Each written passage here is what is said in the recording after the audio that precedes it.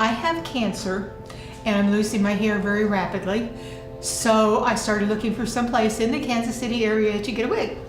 Couldn't find any place. And then all of a sudden I saw Bravada, but it wasn't open yet. But I called Robin and she said, I will meet you. Tell me what you need. Send me some shots of what you look like now. And so I did, and she brought several wigs to a hotel. We met at a hotel. And then a few weeks later, we met at her house, and I bought 2 wigs from her at that time.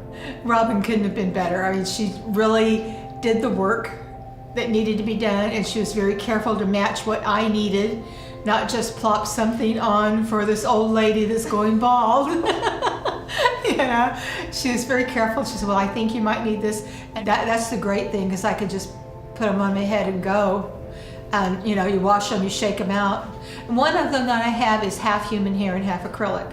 So it takes a little bit more, it needs to be styled when it dries, but it's my favorite.